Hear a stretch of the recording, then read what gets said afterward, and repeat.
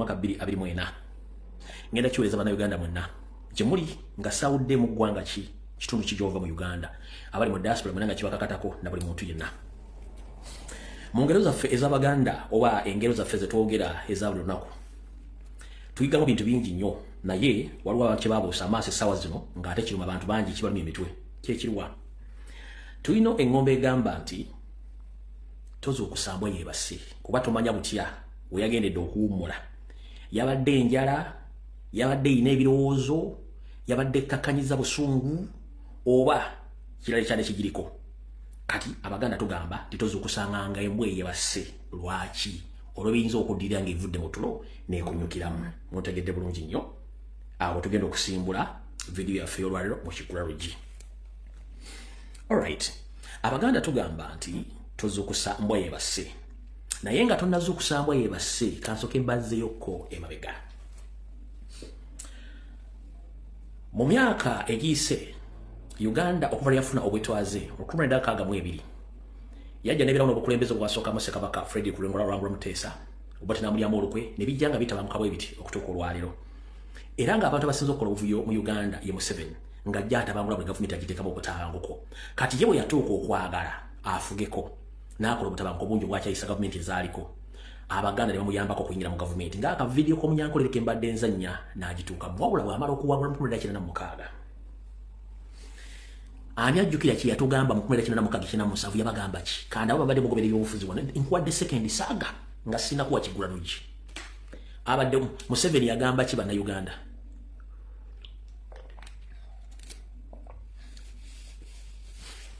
Museveni yagamba ki bana Uganda video manyi bagikwatamu yagamba ki bana Uganda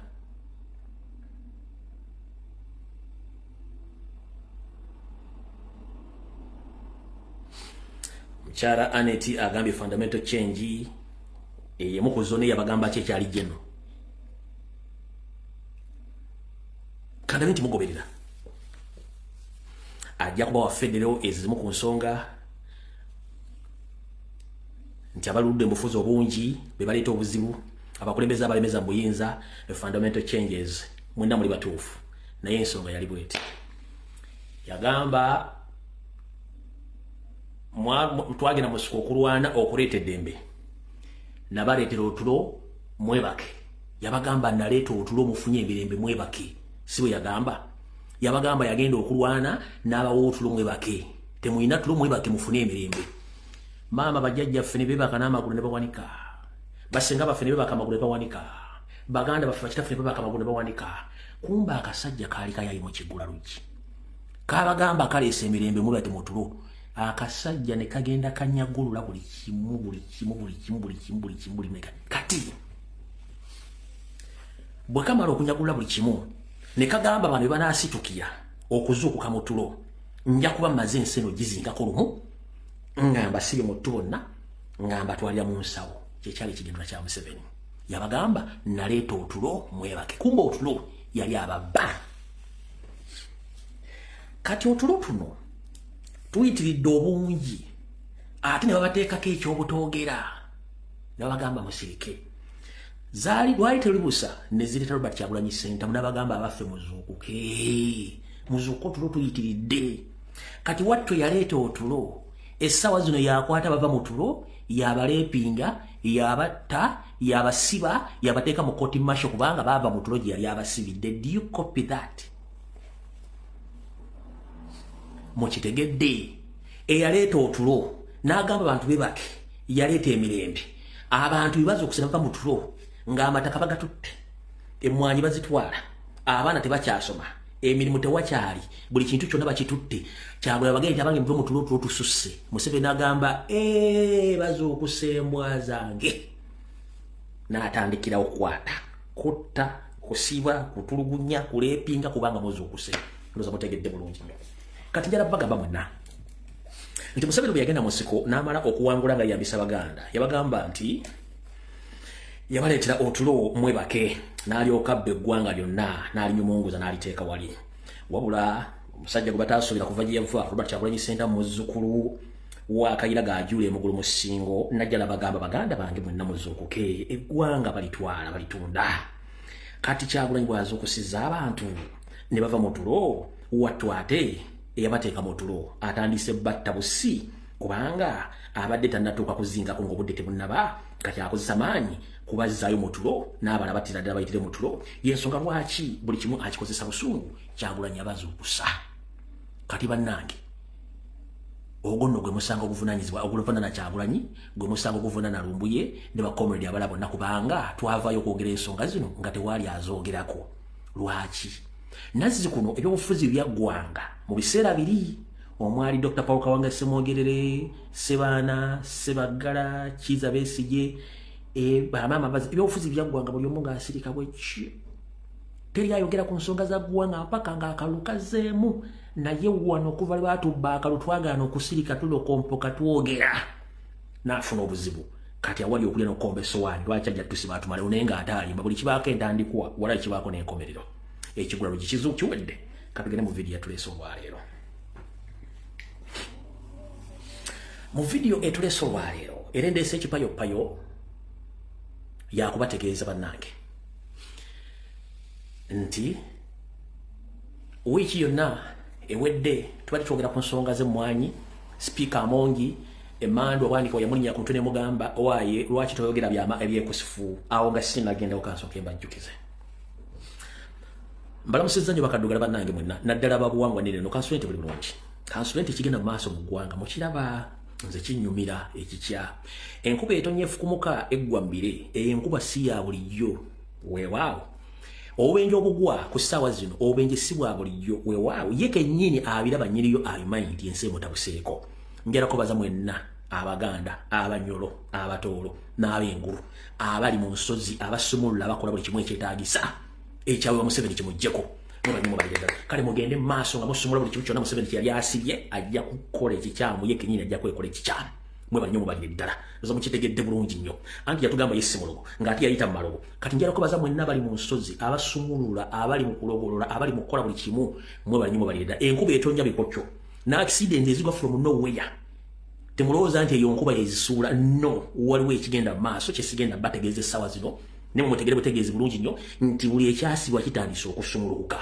buli kitundu kya Uganda yina gyeyasibira ekintu kitandika okusumuluka awo tuvuddewo wiiki ewedde yonna tubadde tuli ku muliro gwa Mwanyi emmanda bwanika bwe yalinnya sipiika Anita Amongi maama Sadolini oba Naalongo Sologeti ne mugamba munnange mukyala Sologeti nti wampa ssebo weerabidde okugamba Abaganda nti tobaagala munnange Naalongo Sologeti kwe kugamba akwasaganye be mu parliament nti fuba okulaba nnyo ng'Abaganda abo tebafuna nnamba za kuwakanya Mwanyi ya peneti wattu ng'okukwata amaloboozi we bali oba enjogeza nga weeziri ne zifulumya amaloboozi ng'emmanda bwanika emulinnya mugamba owaaye Abaganda abo tebafuna nnamba ekyamuviiramu akabasa olw'okuba nti okwekaza ng'afuuka n'aba mulimu gw'abasajja ba NRM esabbiiti egenda kuwera nnamba omukyalo oyo okuggyako akamanyiro akasumagiza eyalira tannavaayo wadde okulagako nti amennyise muba ayina ekyamuliddemu Abaganda boogedde ekyo bayita akamanyiro supa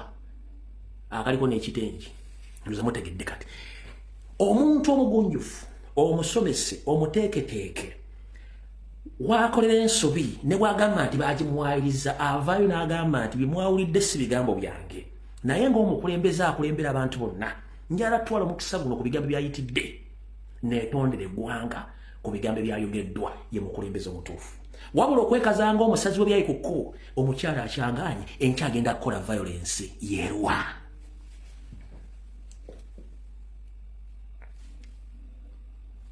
tutandikidde wano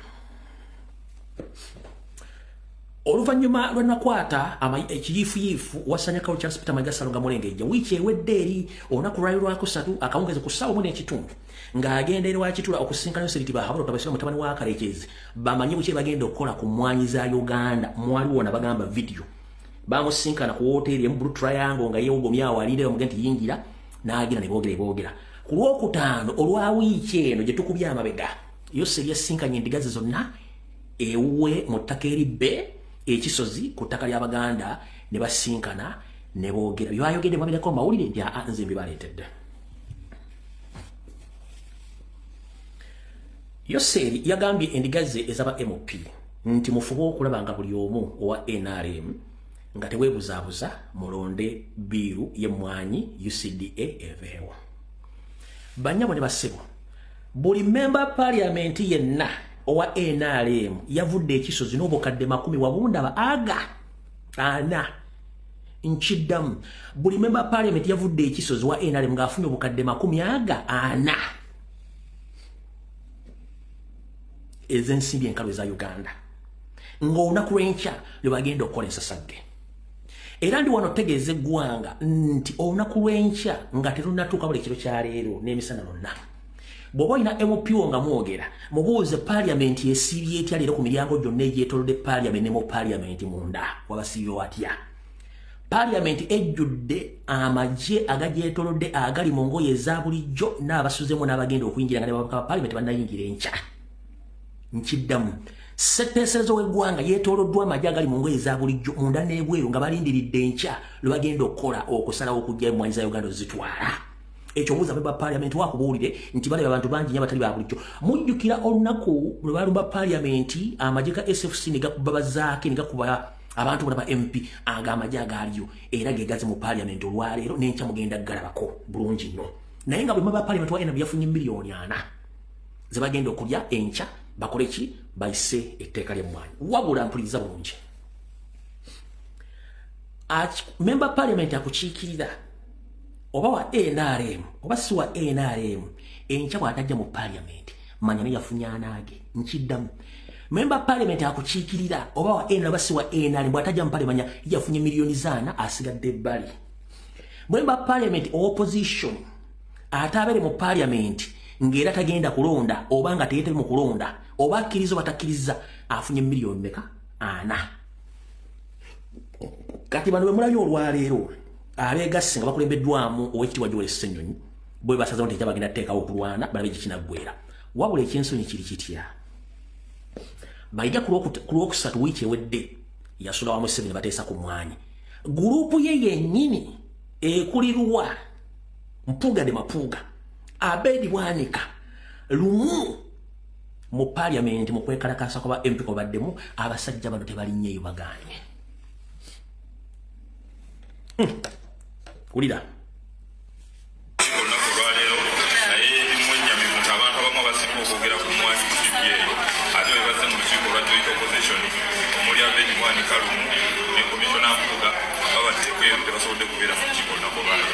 atenga bebasinga okwagala okulaga ensimbi bafaayo ku Kumwanyi era wabeerayo enkiiko ezaawamu eziraga nti waliwo abalala balina okwogera ku nsonga zino bavaayo nnyo nga basoosowaza okusiiga ekifaananyi kitali kituufu kyanaku ebirina obuwemezo okwogera ddala kubadde mu lukiiko mukiwulidde bulungi. Bamemba parliament bonna olwaleero abali ku ludda oluvuganya bakuŋŋaanye ne bagamba ekintu kyemmwe bagenda kiwakanya. Wabula ttiimu ya Mayiga ekulemberwa Mpuuga Abedi Bwanika ne lumu tebalabise mu meeting eno baganye. Mukama waabwe yasula kisozi. Kino kye kibadde mu parliament wali mu kokasi y'aba MP abaludde ku ludda oluvuganya.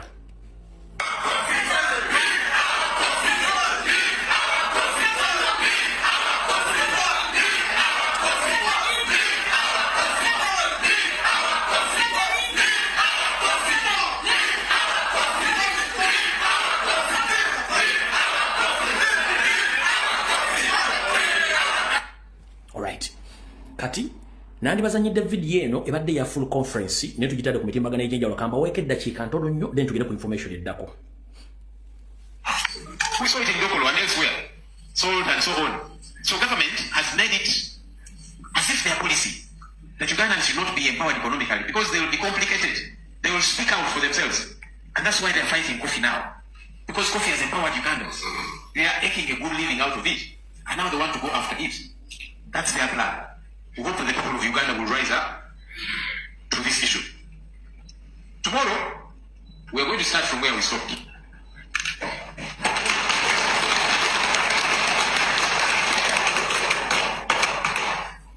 We are determined to defend the economic empowerment of the people of Uganda.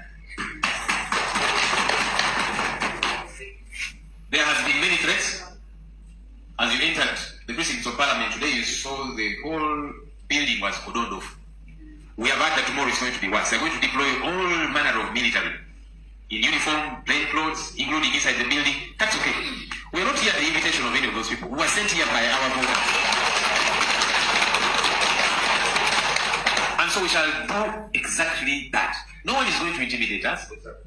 Yeah, because no one wrote us an invitation and said, I would like you to come and sit in this house. No, each of us here has been sent by the people who sent us.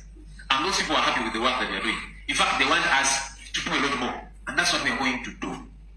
So, if anyone has got ideas to try and intimidate any of us, because we hear they are planning to arrest some of us and that kind of thing, we have been arrested too many times. That's no longer something you can use as a threat to us. So, we shall be here tomorrow to defend the economic empowerment of the people of Uganda. And you see, the good thing is we know the rules, we know the law. And so we shall use it to put up a good fight. Alright, ka video sigenda kamalayo naye nga mu bufunze bibadde mu parliament olwaliro abakulembeze b'oludda oluvuganya bonna abasinga obwenyi babaddeyo ne bakkiriziganya ekyotteekawo ensasagge Katonda bw'anaaba asiimye era nga bamu bakitegeeza naye bo abatabaddeeyo Mpuuga talinnye mu lukiiko luno Abedi Wane katalulinnyeemu lumu talulinnyeemu ku oda zaani za mayiga. Ekyo si kyekikulu. Ekikulu kyekirwa. Ekikulu kyekino wano wammanga.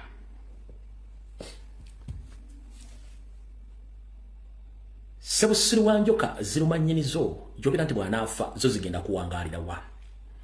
Mu kaseera kano ak'emyaka egyolekera okuweraala Museveni gy'akalakasa bannayuganda ng'ate naye yennyini emyaka gimuwubidde akatambaala. Agenda aleka emikolo gy'obukyayi eri abagenda okulekawo kubanga nze nabagamba sisuubira nga Luka 2:26 gyekali. Sisuubira wabula bwe kana kabaddewo Allah yamanyi. Sisuubira ne bwe kana bakabaddewo Allah yamanyi. Naye yalowooza waali nnyo. Naye nze njagala okubuuza. Kale mwasoma naye temwayita.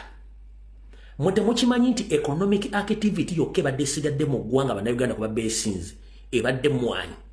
Kati nga bw'ogibajjako n'ogiwa omuntu obuntu agitwale. Ekyo kiyinza okuliidinga ku follow ya gavumenti yammwe oba neya political party yammwe ya National Base Movement countrywide. Ne mutadda muza n'okumaliza nga temufunye adde bamemba parliament abawera 10. Olw'etteeka lino ly'emmwanyi okujjako emmwanyi kubanga emmwanyi bazirima mu Buganda, emmwanyi bazirima mu eastern side of the country ne mu west batandika ozirima. Kati singa kijja bwe kino mukimanyiko nti kino kisobola okuviirako ekibiina kya National Base Movement obutawuza abamemba parliament 10 oba kisobola okunyiiza abantu bali mu business eyo ne baganginga up against the National Base Movement ekijja ne kijja ekyo temukimanyi. Kati era mu babemba parliament yabaddewo ku kintu kino njala babuuza kozesa psychology omutonotono obuuze lwaki emmwanyi za Uganda zonna kampuni 2 engwira zivunanyizibwa ku mmwanyi zino era lwaki emmwanyi za Uganda zigenda kuba ziprocessingibwa ntungamo ku border ya Uganda ne Rwanda. Ask yourself kubanga ntungamo ali near to Rwandan border. Nkiddamu emmwanyi zigenda kuva Embaale ziyingire Busoga ziyingire Buganda ziyingire Ankole zigende mpaka ntungamo gye baba processingira. Bwe baba ziprocessinga bazivuge bazizzeyo ziyitate mu eastern side zigwe Busia oba zigwe Malaba ziryoke zolekere Mombasa nga map bweri wano. Gwamba parliament yafunye milioni 4 tewebuuza lwaki emmwanyi zigenda kuva Embaale wano Embaale zijje ziyite mu Busoga ziyingire Buganda Kampala zigende Mpigi ziyingire Masaka zigende mpaka Mbala zimuyitemu zigende mpaka Ntungamo abodalinze neki Ntungamo zimu ku district ezibodalinze nani ne Rwanda bwe zimala okuva eno ziprocessinga zeyongere zikomyewo bazireete ziyitemu mpaka zigende Kenya zituuke Mombasa ku port. Teweebuuza nti wano waliwo reverse psychology. Lwaki waliwo reverse psychology? Nga Museveni yakamula 1996 ekyuma kya Uganda ekyali official kya processing mmwanyi kyali wali ebugoloobi ebyuma byonna babibamu babitwala e Rwanda eyo plat ne bagiggala. Lwaki emmwanyi zaffe bazitutte ntungamo ewaliraanye Rwanda? Wano bakulaga nti bagenda ziprocessinga zikomewo zidde ziyite Kenya zigwe ku port zigende nze wano wenebuliza ogamba tewali wakazanyo ng'emmwanyi zino no processing plant lumu processing emmwanyi zonna 50% zidda Rwanda 50% zebakomyawo ento zebakomya mpaka ku border kubanga emmwanyi za Uganda zonna eziri mu Europe ne mu America esinga obungi ziri coffee made in Rwanda. Nkubuuza nawe nziramu tuli mu psychology kuba batuzanya psychology naffe tubabuliza mugundi tubabuliza mu psychology kuwe psychology ko je tubabulizamu kuba naye nkubuuza goloza emmwanyi zitwala entungamo almost ku border Uganda ne Rwanda ogamba tabagenda kwauza mu 50% emmwanyi zingire Rwanda endala zidde Kenya. Mbuuza comrade ali kutondeka kuteesazeka mwenda bagenzeke Rwanda ekika ky'emmwanyi kirimu e Rwanda bumwanyi butono nnyo bulingire entuntu tezenkanangana za Uganda ate tewali muntu alina faamu yenkana eka kudda waggulu balina buntuntu buli awo eyaffe gye basobola okukwata gye badde batunda ku international market. Nkubuuza nkugamba goloza 50% okuba nti ntungamo according to my map here ntungamo yiyo eno gwanga kino nno si Rwanda goloza nza kuloza ku ntegera yange nti emmwanyi zino 50% zigenda kusala busazi nga zidda Rwanda 50% bazikomyewo baziyise emalaba obebusiya zigende mu Mombasa.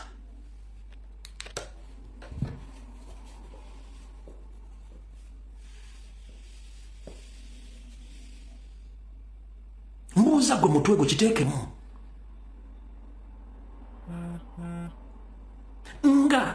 nga Pilato bwe yakola ensongazi ne Yoseeri ne basaanyaawo tuwalize mu sekta ya Uganda baddira ebisolo bya Uganda birala bikwata okuva mu game parks ne bitwale Rwanda neteekawo visit Rwanda empologoma entulege empisi buli kimu kyonna misoka gyonna bikwata batwale Rwanda era tuwalize mu sekta ya Rwanda ekola nnyo be basponsoringa ne Arsenal jaze ya visit Rwanda njagala ombuulire before Rwanda before nga tebannabba bisolo byaffe kiki ekyali kitwala abalambuzi Rwanda information nagiba bulungi nnyo ne tubalaga evidence n'ebisolo bitwala temwafaayo kyenvudde mbabuuza ng'okusinziira ku maapu eno ne Museveni ugante emmwanyi zivudde Mbale ziyite Busoga ziyite Buganda ziyingire Masaka ziyingire Mbala zigende entungamo almost ku border Uganda ne Rwanda tewali wakakodyo nti emmwanyi za Uganda bagenda zaawulangamu endala zigende nge Rwanda endala zifulume bakolaga zifuluma nga zigenda Kenya gooza si bwe kiri mu bwongo obwo.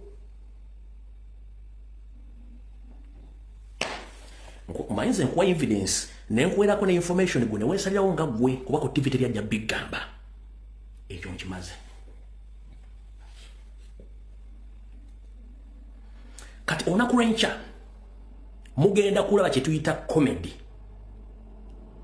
mu Uganda nga muvudde ku comedy wa bulijjo agenda okubeera mu parliament naye bino kambyogere emmwanyi eno akalwa kagenda okuba enkya nina instincts eziŋŋamba either today oba gye kinakomekera mu wiiki emu bbiri waliwo omuntu agenda okukomekkereza nga yafuuse diversion w'emmwanyi zino. Nkiddamu emmwanyi zino okomekkereza nga zivudde ku media waliwo bwe ziyinza okukomekkerezaamu nga yafuuse diversion mu mmwanyi ezo. Ekyo mukirindirire nga mbaga banza lukiiko lwalero ekiro banza lukiiko after 2 days ng'omutimbagano gwase nnyo ne bamaliza nga afuuse diversion mu mmwanyi ezo. Ekyo mukirinde kana mujja kukasale mukazi information egyesigaliza mbasuniddeko obusumizi waliwo ayinza okufundikira emmwanyi ezo.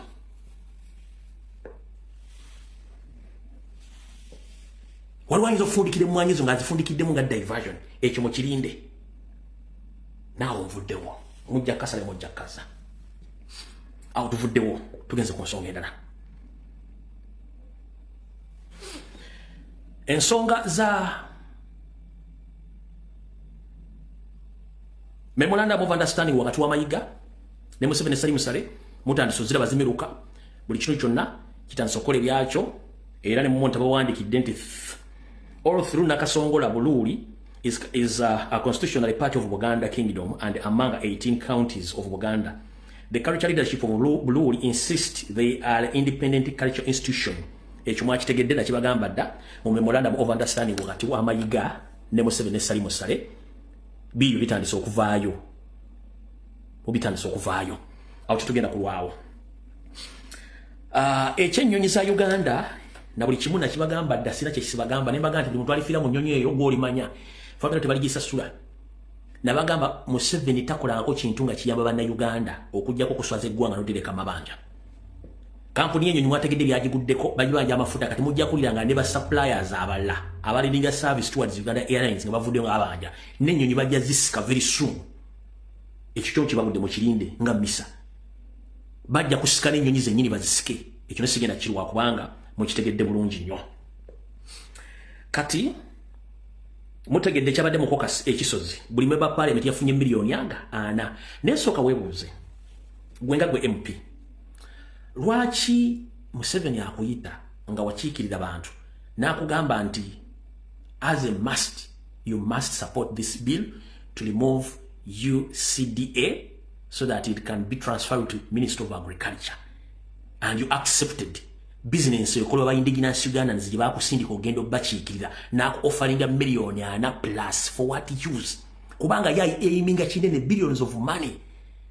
Let me tell you one thing wamutegere kintu mukitegere baba MP buli business yo nebadde kulomba na Uganda nga bafuna foreign exchange oba ku sente ngwira ebintu byetutunda ku world market ebbeeyi yabe teza kukyuka government ye ibikyuse ya Museveni bwati wakola ebintu bye kati webuze lwaki Mwanyi zino yenga ye tasobodde kuba nti azeso wazitwala waliwo ekigendo akankujjukiza government eina mwalabeko nabbanja nga agenze Dubai ayogera oluzungu agenda bawo ettaka bajje bali organic food biki bati kasuke nkubuza omugenzi Idi Amin Dada ne Obote baleka Uganda ngeina reserve z'amafuta esobola okutambuza eggwanga eryo emyaka n'emyaka singa agwawo enjega baleka Uganda ngeina food reservatories nga Uganda befunye obuzibu bwakyeya babuki ebijja ngesobola okulisa bana Uganda webiri tewali Uganda eine ettaka lyayo nga government kwesobola kukola project y'okulima ngeine mwanjeza ya government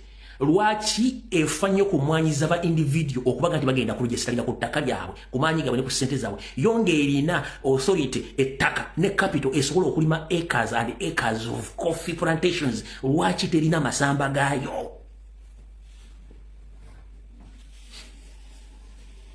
lwaki Obote na Amini balekawo reservatories amafuta nezachi nezemmere kubanga government ya Amini yali limanga era ngesuubula ne Obote as well lwaki Museveni talima lwaki tasuubula ate abantu abagezako kweri okubera mu mbeera ate bajjako buli kimwachi bajjako nakasongo yali open lwera ali open buli kimu kiri open abataka gali open basobola okugula tractors ne bazifuna ku loan ezisobola okukola emirimu gyonna egisobola okulima Mwanyi at their own disposal ne bafuna sente bonga government mugule Mwanyi mujja kuba na Uganda muyina emiti embeke gye Mwanyi Museveni ne emiti embeke gye Mwanyi golo kuba mwina kawo mentality ngira nente zikusingira obuliro ofuna mu ntezo ng'emitwalo bino ofuna botaga mwale benteze buno n'obugagga naye ezente zolina singa zaali Mwanyi one. It's a long-lasting business. Go and badde mukuba main suppliers across Africa. Toina domuti nayo yine Mwanyi kubanga mwayiga kimu kulunda ante kawo mentality. Kubanga mukimwagala kwanvaza bana Uganda. So ebintu bino biteeketeke. Kati kansoke mbazeyo katono nnyo ompulirize katono. Omwami kati Minister wa Agriculture Frank Tumwebaze Kajiji musajja munyarwanda si muna Uganda. Yali mu kwogera ebigambo essaawa zino ebikwatagadde Mwanyi nti bajja UCDA mumuwuliza abadde ku NBS. Listen. Yeah, people have never trusted the NRM, will never trust. No. There is a trust people, issue on listen. People are also discussing the coincidences. Why now? Wait a minute. Why now? It's been 7 years down the road. So hear the logic. You are collapsing 25% of UCDA, 25% of CDO, 25% of DDA on administration, isn't it? And you are pulling this together. It will give me more irrigation equipments, small scale. It will give me more haulers. It will give me more leverage to appoint extension staff at the sub-counties that are without. No problem. Elaborate as you wish, Mr. Frank Tumwebaze. But here is a question. Do the government you serve has the capability of producing coffee in the numbers which you are projecting on NBS. Does your government has the capacity to produce the numbers of the coffee you are trying to projecting on NBS? It doesn't. So you are basing on the Ugandans.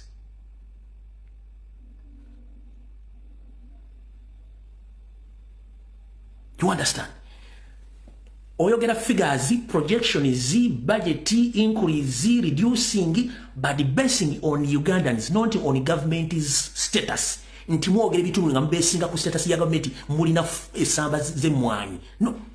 Mukole bintu byonna nga mbesingira ku bana Uganda mwebya mwe government kiruddawa. You are projecting it's good, but basing on whose project, on whose farm, mumulina ettaka. Muwachi mubesinga okwogera kasasiro wammwe ku mwanyi z'abantu n'ettaka ly'abantu.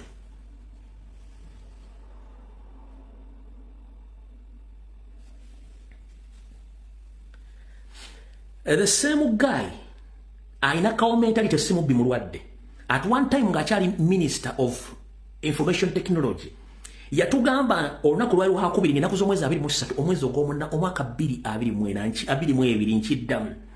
The same Minister Frank Atumwebaze, when he was still the Minister of IT, that is Information Technology, it was on Tuesday, 23rd of August 2022, he said openly that all Ugandans will get free internet, Wi-Fi, during the evening time, up to the morning. Up to now, the one what the negara yafunya internet kati yali mu mwanyi ne mu 7 bwe badiri ngokole bintu bino kati bwe ngaba nabasajja nti balina obwongo bwente mba mu kyambi bino wano. Uganda's government has announced it will provide free Wi-Fi in the capital Kampala and parts of Entebbe from October 1. The Uganda Media Center tweeted an initial coverage map. The country's Minister for ICT, Frank Tumwebazi, said the initiative will give users open access to the internet, but with some restrictions. The free service, he said, will only be available from 6 p.m. to 6 a.m. on weekdays and 3 p.m. on Saturdays to 6 a.m. on Mondays for weekends. Uganda's National Information Technology Authority will implement the service using the bandwidth of some ministries and departments. Revelers attending the Kampala City Festival will be one of the first to enjoy the service, which is expected to be officially launched at the end of October. Uganda joins Kenya and Rwanda, neighbors in East Africa who also offer free public Wi-Fi services. Edda twayimbanga akayimba dingi dingi dole wali wayononye nadduka emisinde nga kamuwonyako kati Frank Atumwebaze, you sound to be that we used to sing about you. You moving around stinking after gassing around. When you were still the Minister of IT, you lied to Ugandans, but before you lied, that money was allocated in the budget, and that money was passed. Where is that money? The same guy right now is pushing to see that all Ugandans, all farmers across the country, many especially coffee growers, they lose their right and their coffee. So, I think during that time, when we are singing that song,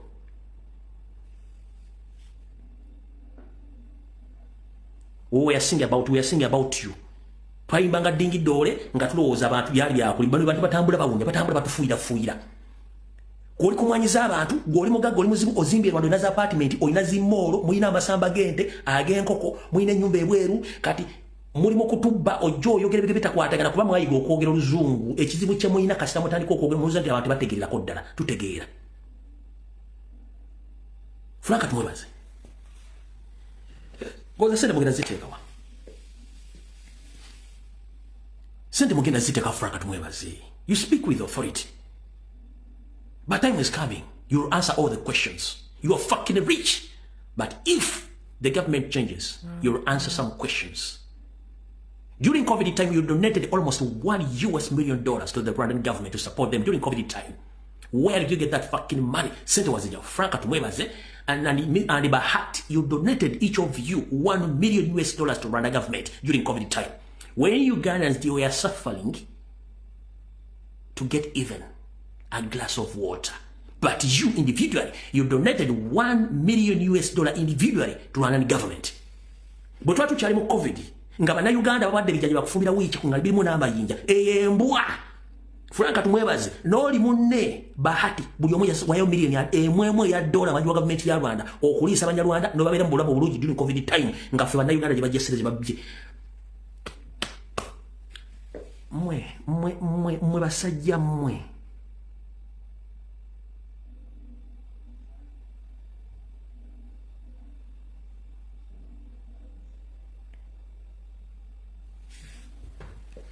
no problem. Out of the together again ampula okusokera ddala njala ko bazo mukulembeza Robert Kyagulanyi Center before nga sinna mwebaza kangende wano manyi kuno kuliko semwai kuliko eso ba NRM bloggers ba propagandalist Museveni kuoli muhozi kuoli ba parliament kwe bali kali kasoke mbategereza buli mwana yenna ali ku internet kuno nga ine simu ye nga ayogera ku nsonga eziri mu eggwanga yalina omwoyo gw'eggwanga era mulekerawo batiisatiisa omuntu gwe mukwata ne muwa ssente aba defending ku bikolobero bimukola mu Uganda gwe mwandibadde musiba kubanga mugwagwa nkiddamu komuledi yenna akwata video n'ayogera ku nsonga eziri mu eggwanga n'ebikyamu bikolebwa ng'akozesa essimu ye omutwe gwe ne ssente ze oyo ye hilo mwandibadde temutiisatiisa wabula mwe musasula ssente bajje boogere nga bakola propaganda blackmail malice diversion ne stand mwandibadde mbatwaliruza ne mbasiba ne mbwana obutoni bafa kuba those are useless idiots nkiddamu lwaki mubeerere mwebuuza ne bana abaana Kyagulanyi abasasula ssente mmekokkola emirimu gino. I'm here to inform you Bobby Wine, the elected president of Uganda, Robert Kyagulanyi Center, he doesn't pay any coin to all bloggers you see on social media. He doesn't pay even a single penny to any blogger on social media. Talina gwasasula wadde n'ekikumi buli kye tukola tukikola okusinziira ku mbe tulina ku ggwanga lyaffe.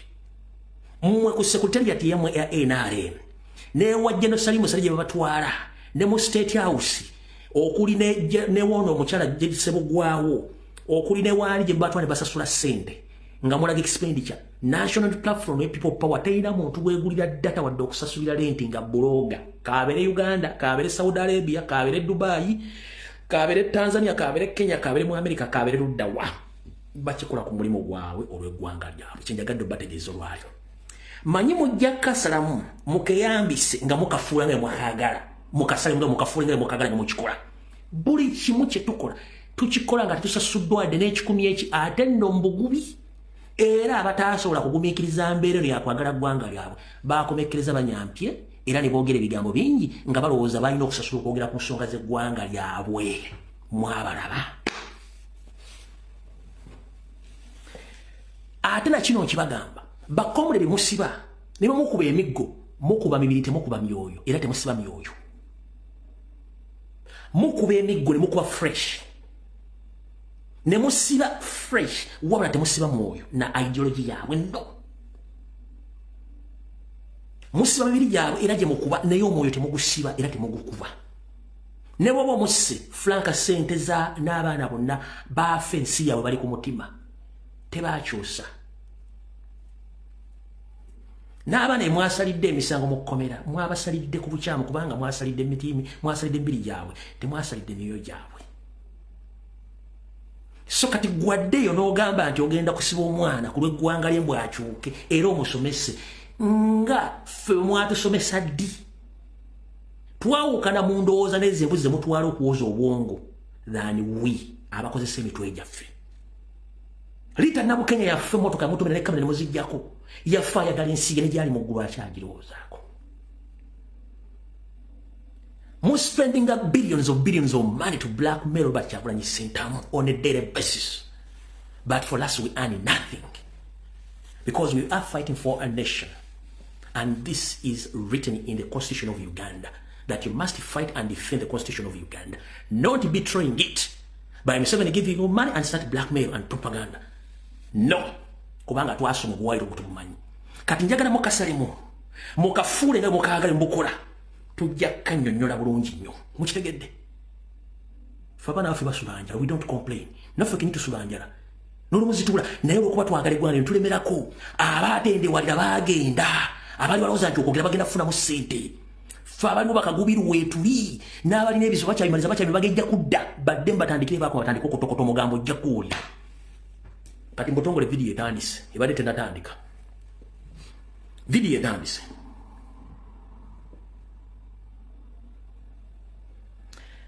okusookera ddala njala kubaza pulezidenti wange Robert Kyagulanyi Ssentamu mu pulezidenti wange mukoddomi wange ate munnayuganda munnange weebale nnyo okuba nti ofuuse ekyokulabirako omuntu ow'enjawulo ate ayimiridde ku mazima mu munyaga omungi mmanyi osoomozeddwa nnyo olumbiddwa nnyo naye njagala kubuuza Museveni babbi banne abali kuno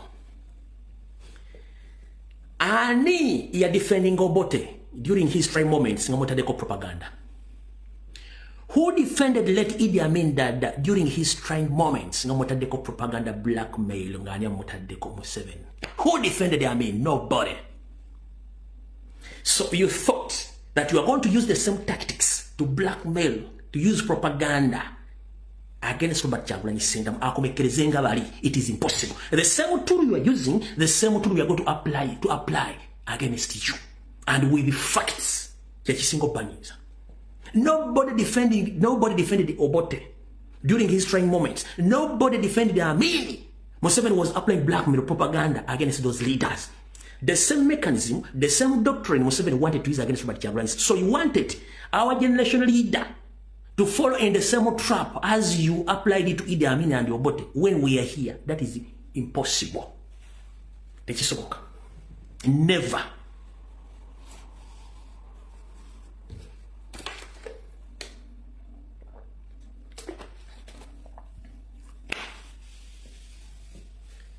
Ebigambo mwakozesa ku Amin n'Obote tewali aba defending.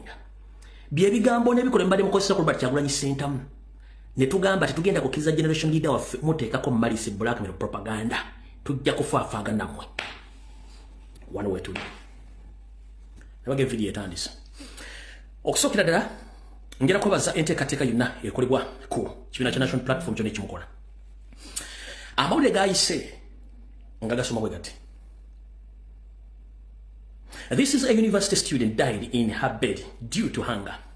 Many are on average of hunger, malnutrition, skipping meals, abdominal cancer, and death. 90% of the Makerere students go without meals because they can't afford them. We have a silent humanitarian crisis both at Kyambogo, Makerere, and the other universities in Uganda. Professor Nawangwa Magaramo, please wake up before it's too late. Edgulire no mwalabye. Mwalabye. Abaana bali ku universities ensoli wammanga wano. Abali ku government sponsorship. Bali mu hostel bali mu kufanjala. Balwadde alusaazi. Tebakyasoma olwokuba babanoonya kigulya magali diba n'ekyokulya kankabaddemu. Many other this is a university student died in her bed due to hunger. Many other are on average of hunger, malnutrition, skipping meals, abnormal ulcers, and death. 95% of Makerere students go without meals because they can't afford them. We have a silent humanitarian crisis both Kyambogo, Makerere University and other universities. Ekyo mwakitegedde bulungi nnyo. Kati tubadde tukyali awo olwaleero. Lino gulira NTV. Olira bulungi nnyo? Gulira NTV. Ligambye. As the government-sponsored students at the public universities face insecurity, the National Unity Platform NU has stepped into providing some relief. Yesterday, the National Unity Platform extended the food aid to students at Kyambogo University following the similar support given to Makerere University students last week. Many students are reportedly struggling with a hunger, which affects their ability to concentrate on their studies. Ago nago muhagarabye. Ompulya bulungi nnyo? Ago nago muhagarabye. Kati Presidenti ne olukiiko lwe olufuzi njagala obebaza okutwala omwoyo ogw'Ekinnayuganda okuwa abaana bano emmere nga temwawuddeemu ggwanga ki bava luddawa ne mbasapootinga okubawa emmere mwebale nnyo mwebali eddala naye kino kigenda kuluma abantu bangi nnyo. Wulira. is only a symbolic gesture of solidarity with you. Right. Kanka bazanjire kana katalimu dobozi lyaki dobozi lya piano ezo kubanga zina copyright kakano wano. Abayizi abaweererwa gavumenti Makerere abatutte ebbanga nga bakaaba enjala. Addukidde ku Nuupu. Baneete mwe kitegeeza kufuna kilo 5 ez'omuceere. Abagabudde buto bazzeeyo ziri mu mannyo. Nange enjala ano okuva ku ssettendekero Makerere ng'abamu bali ku sikaala za gavumenti be bakuŋŋaanidde ku kitebe kya National Day Platform NUP e Makerere Kavule okwemulugunya ku njala ebalemesezza emisomo olwa ssettendekero Makerere okulemerera okubawa ensako gye balina okufuna okweyimirizaawo. Mbeera ebadde mbi nnyo e Makerere nga badde tumaze ennaku 2 nga sirya nga nsibira amazzi genfumba n'enywago kati naye kiri ku Makerere kyokya. Kati essaawa zino wetwogerera wetugamba nti wali ekiriwo e Makerere Kavule wetukukira era batugamba enja tugenda mu State House naye tugendayo lwakuba embeera nkambwe kati. Emmere ya layisi muwogo wa 1000 abakyala bafumba muwogo ku geeti ya 10 awo ne mu kikoni ye muwogo gwe tulya ne tunywerako amazzi ne tubeerawo. Abayizi bategeezezza abakulu b'ekibiina kya NUP nti bamaze emyezi 3 nga tebafuna nsako gye balina okufuna ng'abayizi abali ku sikaala. Buli muyizi asuubira okuba nti afuna emitwalo 75 wabula balumiriza nti okuva olusoma luno bwe lwatandika baakafuna siringi emitwalo 9,12 zokka. Tebazituwa mu budde kati abaana abasooka ba freshers betuyise ba freshers abajoininga bafuna mitwalo 9,12 ate nga balina afuna mitwalo 7 n'ezisukamu. People received less money that cannot even accommodate them to pay the rent to the hostels they are supposed to sleep in. They are sleeping there, but they have nothing to eat. Abamu ku bayizi bano bagamba nti kati basigazza kyakusabiriza ng'ate bannaabwe abawala mu kuganza kati mwe bajja ekyokulya. tola nti ndi wayawa naye badde nkemebwa okola ebintu ebibi nnyo to sleep over ng'omulezi ayinza okugambako n'ogenda just cause tolina kyakulya ng'enjala ekuluma ne wesanga nga togenze mu lecture oli awo. Mu kaweefube okukubira enduulu baddukidde ku kitebe kya NUP gye babagabulidde ekyemisana n'okubasibirira entanda. Pulezidenti wa NUP Robert Kyagulanyi Ssentamu alabudde abaddukanya ssettendekero Makerere ne gavumenti okutwaliza awamu nti ensonga z'abayizi abayala ziyinza okuzaalira eggwanga ebitukula. So with this gesture, I want to challenge the administration of Makerere and indeed to warn you that these students that don't have to eat, when push comes to shove, they are going to eat you. Tiye asobola okufessa sinetasobola kukkiriza kufa enjala abadde ng'enjala etta bubi. Enjala weba tekuse kulekawo ulcers. Wabula mu kiwandiiko ekyafulumizibwa ssabbiiti ewedde avunaanyizibwa ku nsonga z'abayizi ku ssettendekero Makerere Winfred Kabumbuli yasambajja ebigambibwa nti abayizi bamaze emyezi 3 nga tebafuna nsako yaabwe newankubadde teyannyonnyola ssente mmeka ezaakaweebwa abayizi mu lusoma lwe balimu. Kayunga Paul, Ramson Muhirwe, NBS Amasenge. All right. Politics aside, hate aside, ebyobufuzi nga tubitadde ebbali n'obukyayi ebbali n'obutamanya njagala buli muntu yenna ali mu gavumenti apulaninga okutta Kyagulanyi oba apulaninga okusaanyawo abaana ba Nuupu musaanyawo kye tuyita humanity. Mbagambye politics aside, obukyayi aside, against Nuupu and Robert Kyagulanyi Ssentamu, the only person mu Uganda akyalina kye tuyita humanity, omutima gw'obuntu nga teyeefuddeeko nga ye Kyagulanyi. Olw'okuba mulina obwongo butono temusobola kukola kye tuyita future projection, okutunula mu maaso Uganda eragawa nga mubbidde eggwanga emyaka 4 mwavuwazizza abantu emyaka 4 mubajja mu business abatasoma bangi abatakola bangi. Future temusobola kukola kye tuyita projection kumanya kigenda kuddiira. Musse ba prominent public figures, religious leaders, ba community leaders abasobola okuyimirawo in case wazzeewo catastrophe ya chaos. Omuntu asobola okuyimira nga no please Ugandans temukola kintu kyonna kyabutemuwa kyabukyayi. Ekyagwa mu Rwanda 1994 genocide omwafira almost 2 million people because bali tebalina kye tuyita ba public figures abasobola okuyimira bagamba nti nedda bantu temukola kintu kino. Mwe mwasala okwagala kutta busintu. Njagala weteeke mu kifaananyi kyo ng'oyimidde mu office yo gw'osobola okugaa ne beera famire tosobola gimala jenga temubba sukali temukola kintu kino. Public singa bevudde mu mbeera ani asobola okuyimiriza bannayuganda from east, west, south ne mu central? Who? Teeka ebyobufuzi ebbali, teeka obukyayi ebbali ani?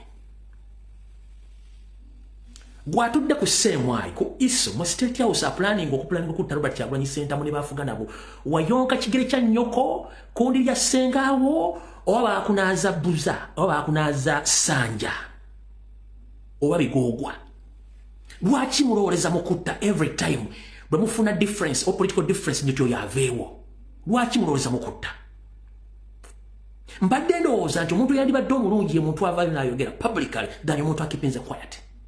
Never ever joke with someone who is silent kubanga tomanyi nti aba boilinga. Never ever joke with a silent person kubanga tagenda kuwolya. But omuntu publicly avaayo n'akugamba nti kino kiri bweki n'omunoonya omutto oba omutte kubanga gwe toyagala kumanya. That means you are not a human being. Mu Uganda abantu abasobola okukola ebintu byenjogeddeko bali ba category zirisi. Bwe bwakabaka bonna obuli mu Uganda nga sawuddemu bwakabaka ki?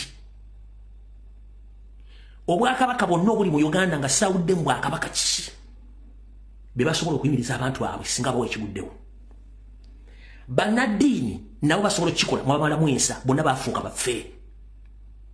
Omuntu asigadde oku Kyagulanyi kyokka bapulaninga ku machanolo gulo baleta bulaka bodi ne basindika bagenda omubega abagenda omutego obutwa abagenda omukuba masasi nenga labe gibwadde mission etambule ino omuntu munene bweti etambule ezunga ati ngenda kutta Kyagulanyi bw'omutta ekigwawo kyonna gwe ng'omuntu kyogenda okukola kyebakutumye okukola kikubaganyemu ne miliyoni 49 ez'abantu zisobola okufuna catastrophe ne zigwamu akatawankulu ne zifa olwo gwe ngalabi yetasobola kulowooza nti omusajja gungenda okutta muttira ki? Lwaki Museveni yagenda n'amuttira n'amukuba amasasi oba muhoozi himself? Mukolenga ebintu nga mulowooza bulungi nnyo. Gwe kuba sindika okutta omuntu yenna lowooza nnyo nga tonnatta muntu ekigenda okuddako kibayita repercussion or results. The only person in Uganda right now who can stop any public demonstration is ziri harsh oba ziri wild cultural institutions ne Kyagulanyi kuba bannaddiini tukatwabavaamu. Those are the cultural institutions ezikuba bakabaka benjawulo ne Kyagulanyi Center be bantu aba babiri mwagala batta.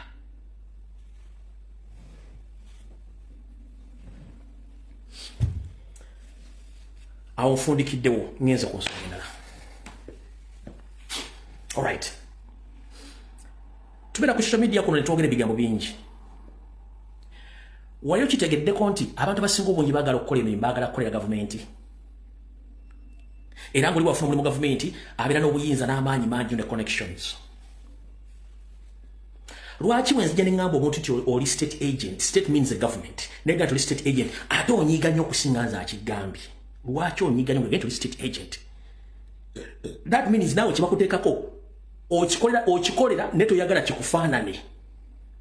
Wamufuna ekintu ekyo lwaki banyumya mukitegeere. Bwe nva ne baga nti gundi state agent okubeera state agent tekiga nti oliwa poliisi oliwa amagye oli mu State House. No.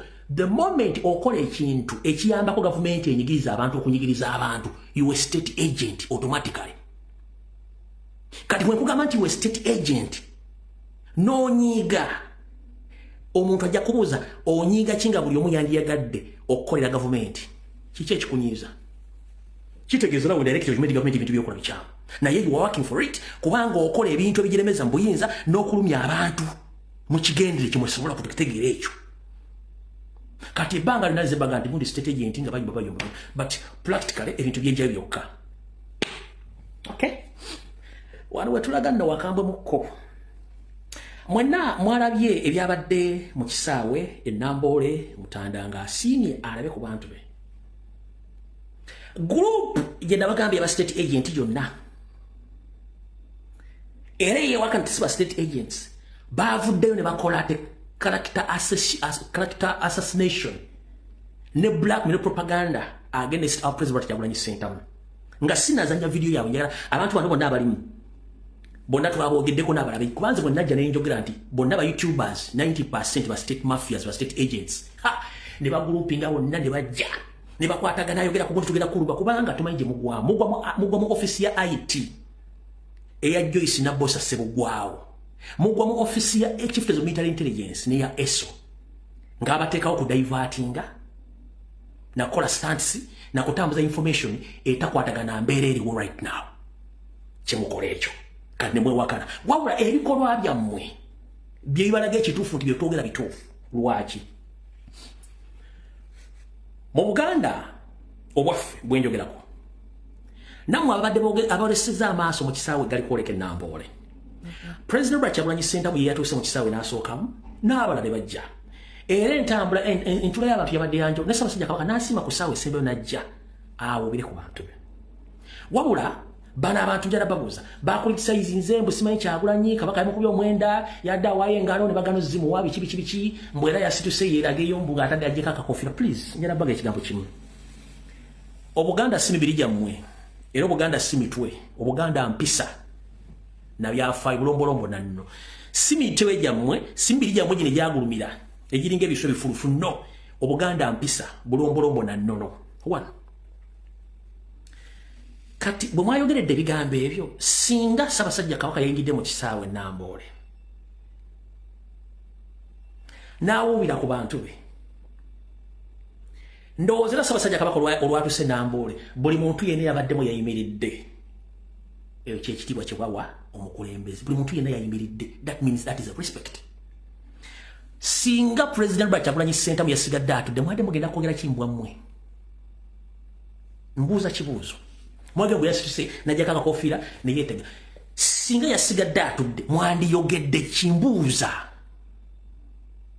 kubanga respect gye tulaga omukulembeze weno nga Ssaabasajja Kabaka bw'atuuka ku mukolo buli muntu yenna ayimirira eyo respect kyekitiibwa kati singa yasigadde ayimirire nga Ssaabasajja Kabaka atuuse obanga ayitawo mwandiyogedde kiddala magojammwe ati mugambwe ba good criticizers mwenye criticize blackmail propaganda singa yasigadde atudde nga Ssaabasajja Kabaka atuuse obanga ayitawo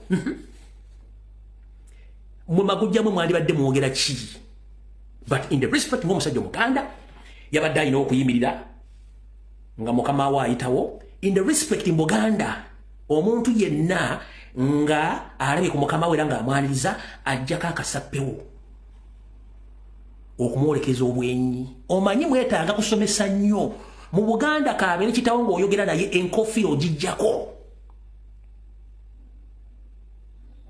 era weewombeeka mu Buganda kaabeere kitaawo ojjako enkofiira ng'oyogera naye era weewombeeka mwabadde mwagala akole ki kati bano abaami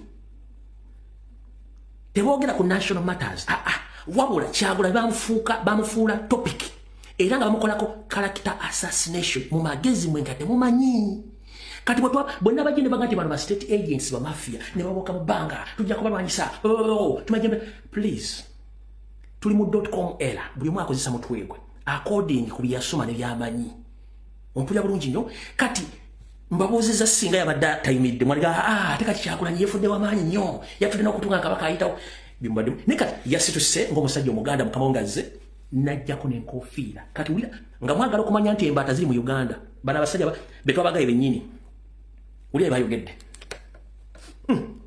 ekintu ekyo oyo wasakyo kye yakoze kyekyo gundi bouncer wa Diamond kyakola ka miliyoni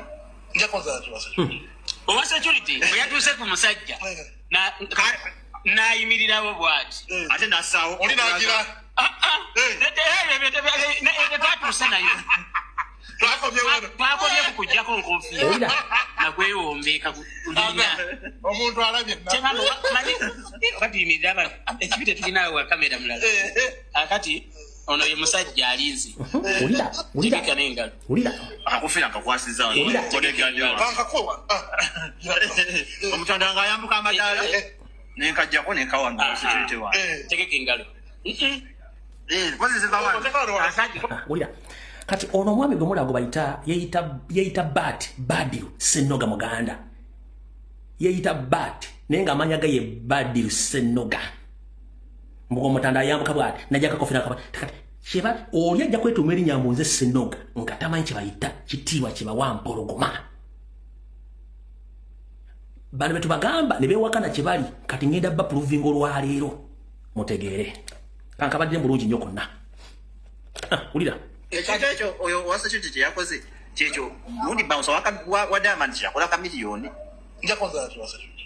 owa security bwe yatuuse ku musajja nayimirirawo bwati ate nasaawo oli nagira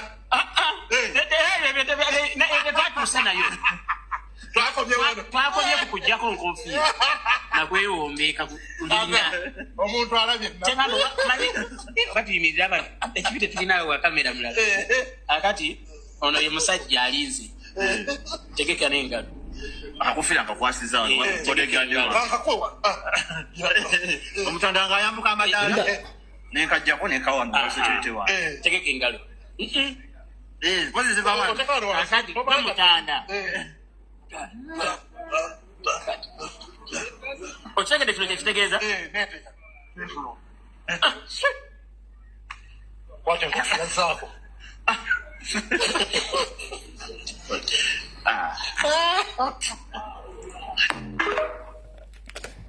kati ekyo bakiyita character assassination, blackmail propaganda machinery gye bakozesa against Robert Kyagulanyi Ssentamu.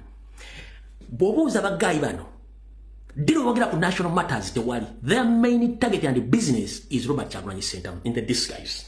Kati mbabalekedde abo mubategedde bulungi. Kati okweyambula obulungi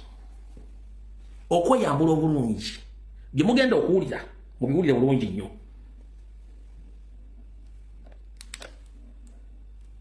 Njagala mufokasinga ennyo kono yeeyita Badiru Ssennoga, mufokasinga nnyo ali mu ka t-shirt aka orange ali mu kinu, mufokasingeko nnyo byagenda okwogera. Then eggobe mu kibi ligenda kuggwamu olwaleero, abadde batuvuma asime biki mugenda kutegera eggobe ligenda okuggweramu olwaleero. yatusabire kasukulite bagikonjera naleka abakunga abantu mubagikalewo. Let's put it straight. Kumwanyi Kiseka alina campaign jana. My only problem with him, njamugamba nga gundi bwe yagambye nti waliwo kye baabuuziza Honorable Muwanga Kivumbi okukwatagana ne Honorable Mpuuga. Nagamba I'm not going to buli embwa eboggola bw'ogiddamu totuuka gy'olaga. So kati embwa tuzireke ziboggole? Kuba ate already kye bakola kimanya amateeka ga YouTube. Yes.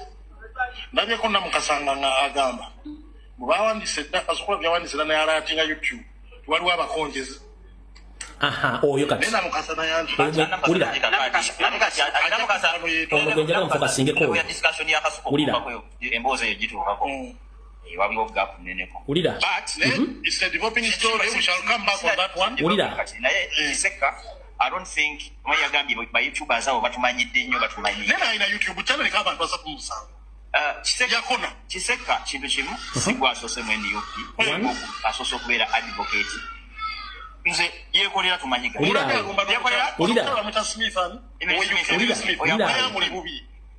Nze moba foot soldiers bena pasa mlibo. Abitekisa muli bubi.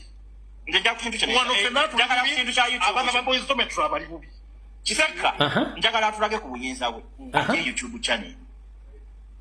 Ekitala ngenda kwesa avenue zange so naze nina manye Kiseka yani. Abera Hillbrook. Eira Hillbrook bafo ways wansa ngenda kumanya Kiseka yani aina buyinza ki. Kiseka si wa NUP go so okumanya. Nze badde kugamba kuyekolera. Yekolera tumanyiga nyi simusinkana nga kwa twa chattinga nnyo. Namusinkana ko. Netwogera nenjogera naye ne ku bintu ebiri personal.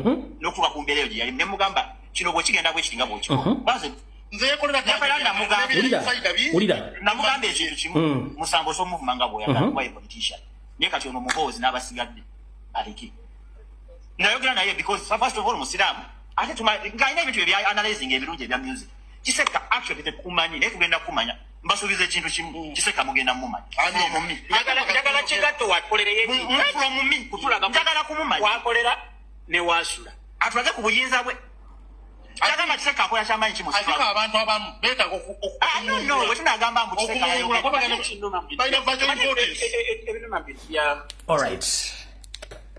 Muwulidde statement Badiru Ssennoga gyakoze nti yagamba yeekolera nti osobola okuvuma Museveni nga bw'oyagala naye tovuma muhoozi tomuteeka mu bintu byomwe ne family n'abantu abalala azihu mukulu Badiru Ssennoga gwani public yandiyagadde kumanya gwani mu ggwanga kyekisooka era okola mulimu ki ekyokubiri. Ekyokusatu ngera kutegeeza naawe toyina kyoli kubanga public tekumanyi naffe tetukumanyi tukule bulabi wajja nomanyira nenkoleka kubanzi namanya toyina kyoli kyekisokera tona kyoli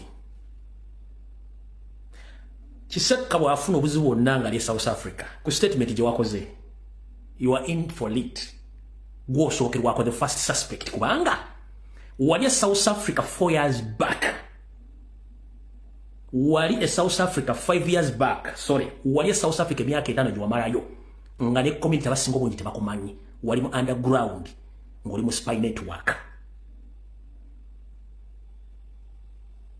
era ng'okola bu interview ku bantu b'enkyukakyuka abamu ne bakugoba wali South Africa emyaka 5 ng'oli mu underground spyinga wabula kye weekwasa ng'okubeerawo okufuna omulimu waliko sangoma ebisijja byogera kubanze ebibeera ebula bisigala by'ebulaaya ekyo nkiresaawo wabula kavayo gye walina ebbanga ly'owamala South Africa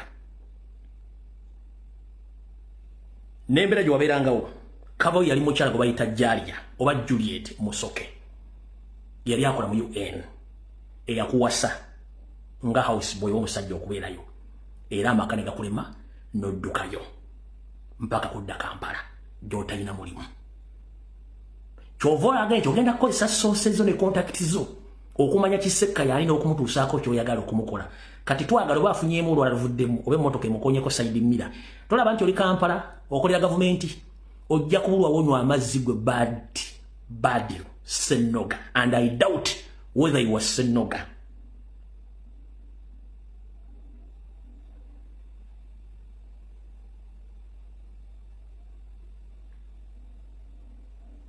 Nabo wadde time omukole buli kasasiro nago mwagala si wakuba tetulina information ebakwatako no olumu twetaaga nnyo okufokasinga ku nsonga ezikwata ku ggwanga okusinga ba individuals kubanga first and foremost abantu amuyina hate against Robert Kyagulanyi Ssentamu eziri personal nga tabamayina bamanya zitya nkiddamu abantu amuyina hate against Robert Kyagulanyi Ssentamu hate nga ziri nenga go hate nga takumanyi kati since 2021 mwafuna emirimu ejjo criticize na propaganda ne mufuna abantu abachallenge nga byemukola ne mukifuula obusungu jjajja tulina information tubaleka bule sintwagala bafula diversion by the way nze no ba space ginaba waddemu nabadde njagala tufokasinge ku national matters mwenna temulina kimuli mwenna basatu batudda buli bakyeyo drop out oli janke ni zizi chiyo drop out sendi chiyo drop out nono kenyini bad Senoga chiyo drop out so temulina kye musobola kuwogera kubanga muli nothing olwokuba tewala diversion n'okuba wa amakulu nga temulina makulu yesobola kituwogera but we have information tetwagala nnyo bba wabudde twayingira mu sitwagala nga tumenti mugenda kwogera ebigambo bingi kwaffe tetutya propaganda blackmail kyetwasooka tuli immune lwakuba tewala national matters nyingi ne incidents nyingi zigenda maaso tetwagala nnyo bba wabudde temulina kyemuli naye nkubula ekigambo kimu Kisekka ali South Africa wabeera emyaka 5 olina contacts afuna obuzibu ojja kitegeera nina information egendese gyesaagala kuba nze omanyi nsooka kusigayinya ne ndikuba omuntu bwadda nga asansa baganga ayagala kummanyira nga nkuwa full swing nkuwaddekaako mugende empola n'endala ejja fuluma gwe nkugambye nti omwana struggle okutandika ku Kisekka bali South Africa bafuna obuzibu ojja kubulira abantu bakyo bambala empale nyimpi Jobera nti empango gyebazi tunamanyi iyo public ali kujja mu kamera ngayamba empale nyimpi mukola muli muki awo tuvuddewo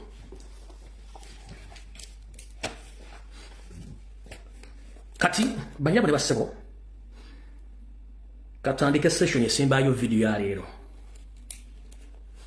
ebirambirese nsomanyi sana nnyo kulega njagadde ebbalaga abantu nti be proving nti ba state agents bulungi nnyo kuwoga nti yatuwa mugaa ava ku Museveni ava ku Muhoozi gogoleranga ali Muhoozi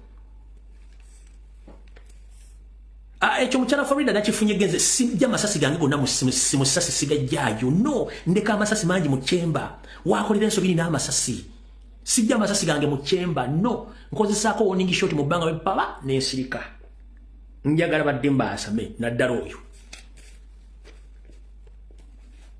the moment kasogenda olina contact ya South Africa ngamba okay no problem nze wamanyira nenkoleka nabe kijjamu okumanyira ko muliri musimanyi yala mutuusaako munonyerezeeko otegereki South Africa tumedi oba mafia nayo ojja kifuwanga okizza mundu ojja kuleba abantu bakyambala empale nyimpi musana oba mu nsi ya Uganda awo tuvuddewo alright njala tegeeza bana Uganda mwenna nti otwogerera olwaleero ku mirimu egikolerwa mu bitundu ebyebunyolo omuli okusima amafuta saako n'okuzimba ebisaawe nategezeddwako nti bannayuganda bonna abasinga obungi ebitundu 95 ku buli 100 bagobeddwa ku mirimu ne basikizibwa abanyarwanda abayingidde nga bajjira mu motoka eza Costa ne bus okuva direct e Rwanda. Gowe nangu ina muganda wakolera bunyolo mu project za government eziri okweza amafuta ez'okuzimba ebisaawe muganda wa Mwanyoko bagobeddwa ku mirimu bonna ne basikiza abanyarwanda bajjidde mu bus ne mu Costa ne baweerera emirimu egyo bannayuganda bonna abavuga motoka bookiyalinga bosomita bonna bagobeddwa emirimu bagiwadde banyarwanda wakebereko nti abana tebakyalina emirimu badde bakola ebinyolo bannayuganda bonna bakabatwaha ng'entulege eyo we walina abaana ate abagenda okusoma amafuta nzamu kitegenda otuvuddewo. Alright, kati wano wagenda obbanyumira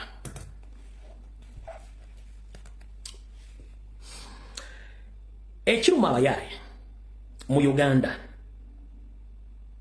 ekiri ku TV ekiri ku radio ekiri ku bannabyabufuzi n'ekiruma Museveni ku Robert Kyagulanyi Ssentamu kyekiriwa kanti banyumirwe mu kitegere bulungi nnyo.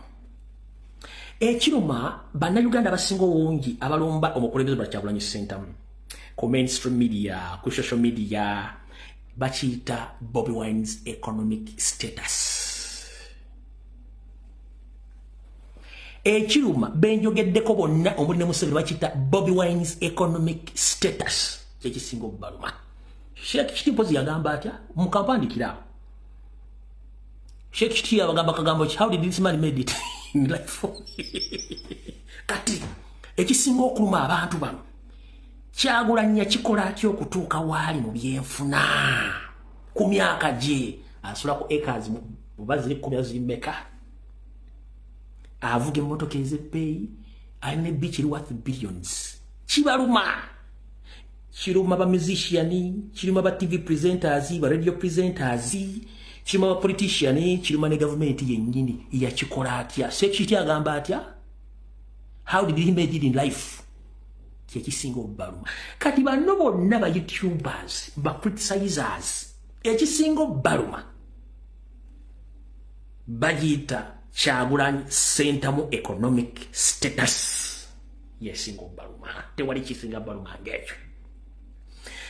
Bw'ogenda mu music industry abantu abali balowooza nti bakabi balina ssente buli kimu bakiruzinze in life they have nothing guy wali kibalumya emitwe.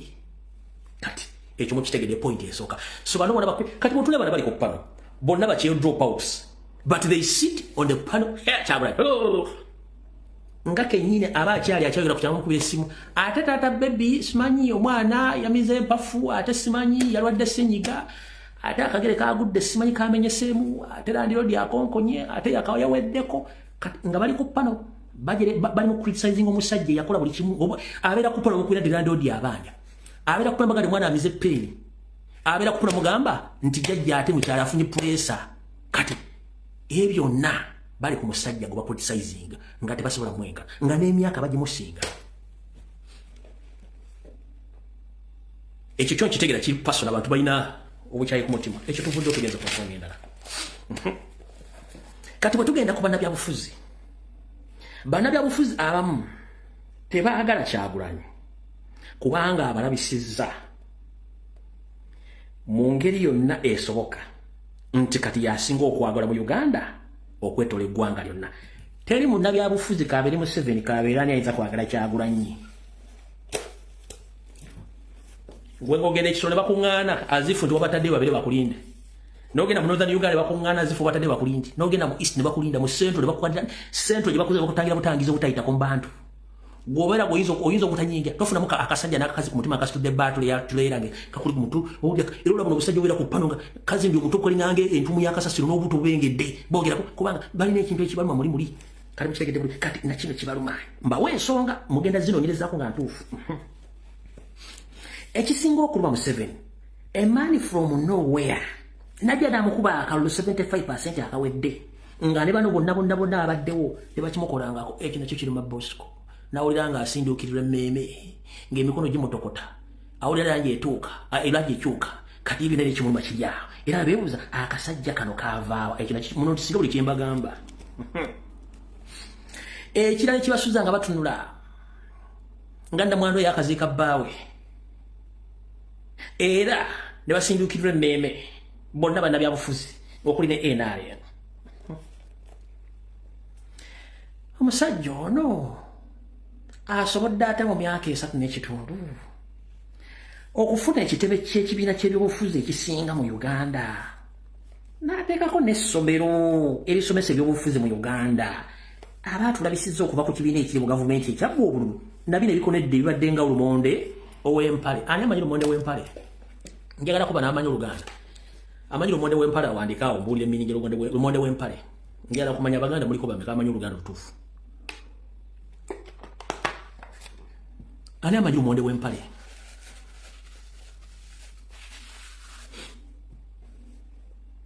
mwangu bwe tusigazza buto tusigazza ddala 15 ani amanyi Lumonde w'empale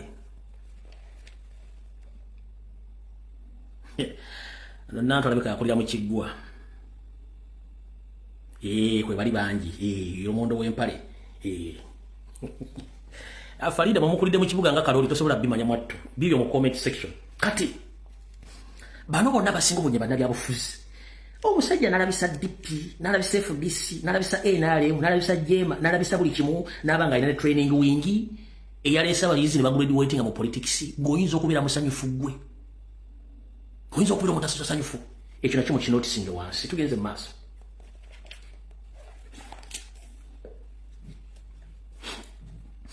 Robert Kyagulanyi Center afubye okulaba ng'ateekawo enjawulo erabisizza bannabyabufuzi bonna mu ggwanga nga tabakutte kuwadde obbanyega atya nazzi kuno okuva mu 2006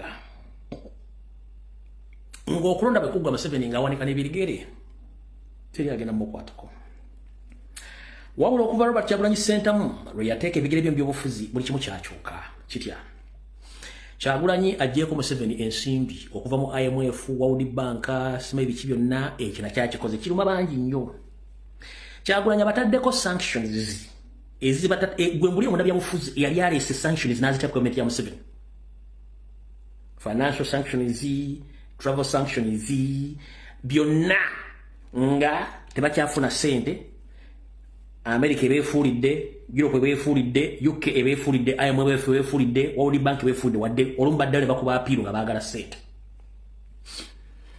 ne Museveni kennyini ne family bagiteekako sanctions wa Kyagulanyi ani yali akikozeko munnabyabufuzi taliiwo okitegedde bulungi nnyo kabeere gitandika ne Besigye nguli sanctions gye bateeka Museveni nga Besigye ekyesibye emirundi gyena tekibangawo ba political agents ba Museveni bonna abasinga obungi babataddeko sanctions ku mulembe gwa Kyagulanyi ba minister ba Museveni bafunye sanction ne travel bans okuli ne ba MP abalamuzi bafunye sanctions ne family ya Museveni nyine yafunye sanctions ba generals mmaje bafunye sanctions ba senior politicians ne ba senior police officers bafuna travel sanctions ne business zaabwe olwokuba nti badde ba violating human rights mu Uganda naye nga Museveni tatandise lero ku violating human rights yatandika da Kala jara gamba Kyagulanyi atakulira Museveni adededede nombuuza atakulira mukama wa atasobola okwonona mukama yajja sente njagala onsangire embuzi yonna ya Nakabege nga yabitanga oba yenziruka oba yakikusikuso yimbuzi ate omukozi ayinza okuteeka obutwa oba omunyo manyo ga mukama gagenda okunywa nga alina omusasula omusaala ekyakikola tasobola kikola wabula omukozi oyo asobola okutta mukama we singa aba amukozeeko ebikolobero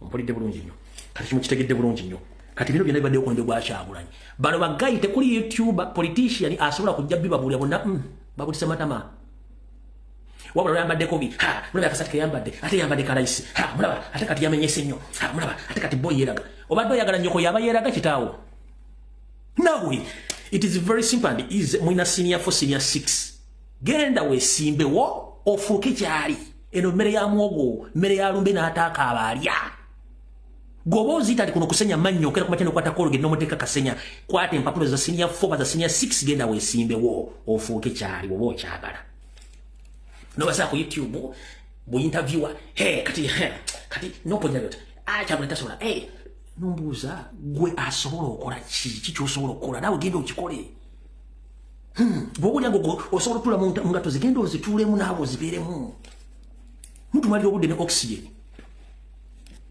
Tugenze maaso. Era mu mulembe gwa Kyagulanyi wetulabidde parliament nga bajabuludde n'okugiraga obwerere bwayo bonna nga sipiika agikulira si mubbi mulwadde saako n'oyo yennyini amumyuka nga si babbi balwadde. Bakwata mu nsawo y'eggwanga okubba ensimbi n'okulya enguzi ensimbi zitambulira mu parliament nga ne b'official ba parliament abambali ba parliament bafinito baddenito badonozio bonna exposing to the extent nti yo kyonna kibadde mu regimu yaani ya Museveni. Ndoza mukitegedde bulungi nnyo. Kati ng'olabayo tebasobola byogerako bino kubanga biba bibalya mukitegedde bulungi nnyo. Tugenze mu maaso.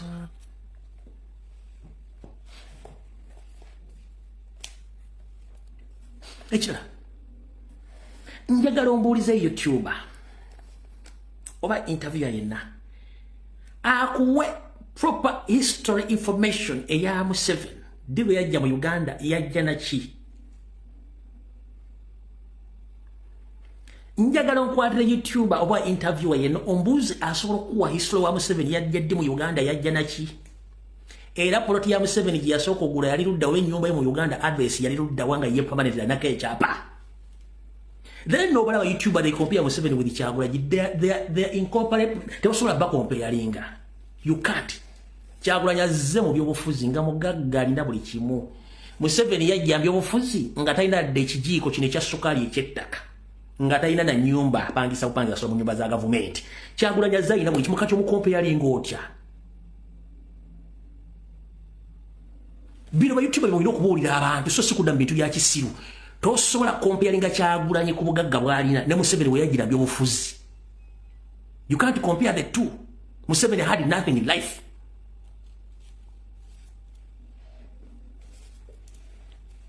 Tebasobola byogerako. Gwe buuza YouTuber yenna Kampala mbuuze Museveni yajja ddi mu Uganda yajja naki yalina ki. He had nothing. Kakibe kijiiko kino ekya ssukaali ekinene bako mu bujiiko buno wabana abato babwerako eddagala ly'ekifuba oba yasenyiga mubuuze ekijiiko ky'ettaka Museveni kyalina mu Uganda era ennyumba yali luddawa. Kyagulanyi yajja kulaga ati nasooka kubeera kamwokya nenvawo nengula emagere nengula n'ebusaabala. Museveni akulaga gye yasooka okuzimba e Kampala we yali. YouTuber tebasobola bibagamba. So never ever compare Kyagulanyi Center to Museveni.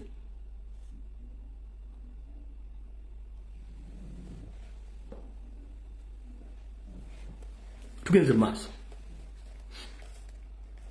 Bobi Wine yajja byobufuzi ba Kyagulanyi ba Center mu kulembeze nga mugagga alina sente ze. Buli kimu ng'akirina ekyali kyetaagisa. Museveni yalina ki? Teyalina.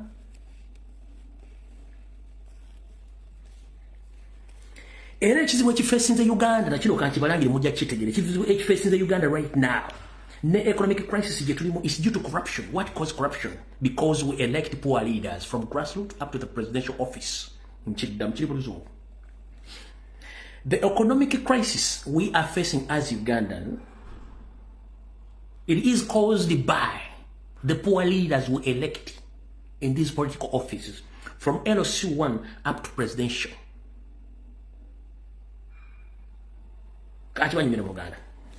Obuzibu Uganda bwesinganyi ebyobufuzi ebyenfuna n'obuli bw'enguzi n'okubba eggwanga oddimalawo. Tulonda banda byabufuzi nga bajja baavumponga byoya nga nenga tubagira muzabituli ne suuti bewola mpole nga ne motoka mbatambulira abeera mu yasinga bya mukwano ko bya kujja nga mafuta bagamuwulira kati bwatuuka mu office nga afunye office agenda kola ki. Nkubuuza agenda kola ki? Sente z'ebipande bamusondedde ensondere. Eza motoka yakojjaawe. Eza mafuta muteka mu mateere. Ekooti n'empale n'essaati abijja wa Dobbi embe yazikabi yazike. Bwafuuka chairman wa LC3, LC4, LC5 district chairman MP agenda kola kikuba. Kati Museveni yajja mu ggwanga nga talina wadde ekibanja wadde ettaka wadde wheelbarrow y'ettaka ne basali mu ssale nga tebalina kibalina. The only people who had money during that time is Amama Mbabazi, the likes of Sam Kutesa. The rest of the video muzimanyi they had nothing.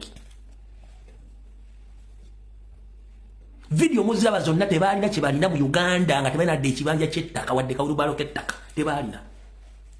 Kati kyekizibu kye tulina ne ba MP betulonda nga oli azze sseke talina adde n'ekikumi alina kusooka kubba buppi alyoka aterere tugenze mu maaso.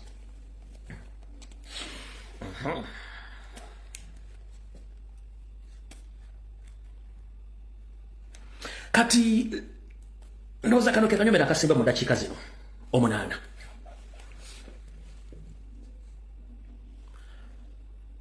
President wa Uganda omulonde Robert Kyagulanyi Ssentamu Katonda yamutondekawo n'amugamba agenda ofuuke omukulembeze w'eggwanga era ofuuke omuzabbibu oba ofuuke omuti ogubalako ebibala ebisobola okuliisa abantu bange bonna abayala wonna we babasanze nga basobola okufuna ekyokulya nga kyekuusa ku linnya lyo oba obulamu bwo. Nkiddamu Katonda ddunda namugereka yagereka eggulu okutali mpagi oba mukazi w'omusajja nga ne gyatula tetumanyiyo yasindika omuddu we Kyagulanyi afuuke ekyo eky'abantu kye bajjako ekyokulya ku linnya lye oba ku bulamu bwe. Bye baluwa era bye biruwa. Abantu bano mu bulamu bwa Kyagulanyi bamufunyeemu bya nsusso era mu kifo ky'omwebaza ate bamuwalampi. Abamu bafunye owa minisita ku lwa Kyagulanyi mu gavumenti ya Yoseri. Abamu bafunye obwa RDC mu gavumenti ya Yoseri lwa Kyagulanyi. Abamu bafunye obwa MP lwa Kyagulanyi. Abamu bafunye obwa presidential advisor from nowhere nga neka n'obutabo P1B tebumala lwa Kyagulanyi.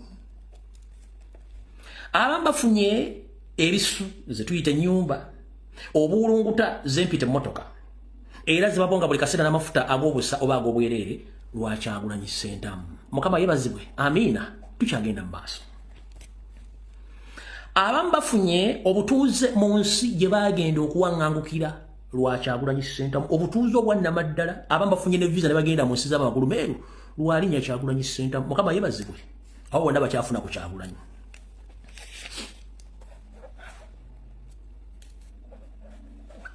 Abamu bazimbye YouTube n'emikutu emirala ziba TV ng'ensimbi zonna bazijja mu kuvuma oba kwonoona linnya lya Kyagulanyi Ssentamu Robert. Mukitegedde bulungi nnyo. Abamu bafunye emirimu egy'enjawulo lwa Robert Kyagulanyi Ssentamu aka Bobi Wine. Ompulira bulungi nnyo. Kati abantu bano benjogeddeko bonna abali ku mutume wa Allah Robert Kyagulanyi Ssentamu mwandibadde omusajja oyo nga musabira nnyo obuwangaazi.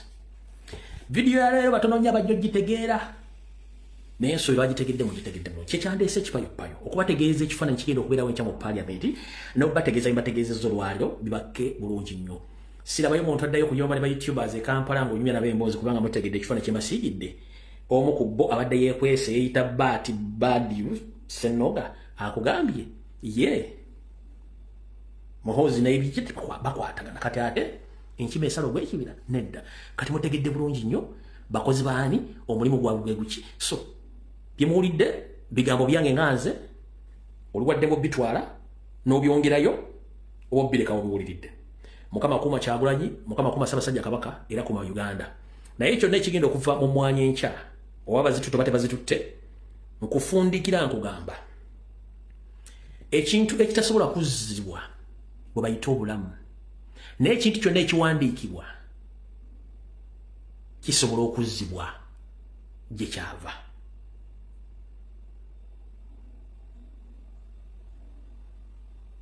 Ompulira bulungi nnyo. Ekintu kyonna ekiwandiikibwa ng'amateeka kisobola okuzzibwayo naye obulamu bw'omuntu tebuzzibwayo. Kati byonna Museveni byakola ku lunaku lumu ng'agenze kye simanyi leero oba enkya kigenda kuzzibwayo nga bwe kyalina. Bibbuliya ekugamba nti wattu bw'olimala okunyaga naawe ate olinyagibwa. Nkiddamu Bayibuli ekugamba nti bw'olimala okunyaga b'onyaze naawe ate olinyagibwa. Museveni abbye eggwanga ne bakkomoleri banne n'eriyo abanyazi abaliiridde mu kkubo nabo banyaga.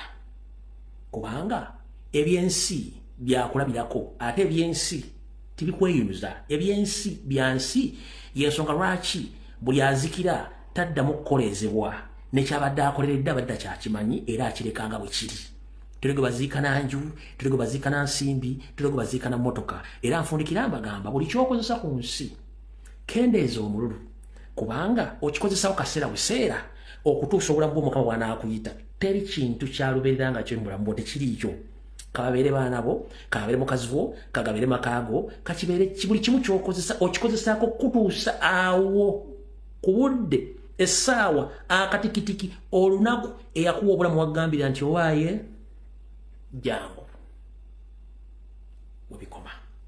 Kendeeza ettima mukazi munnange, kendeeza ettima musajja munnange buli kyokola.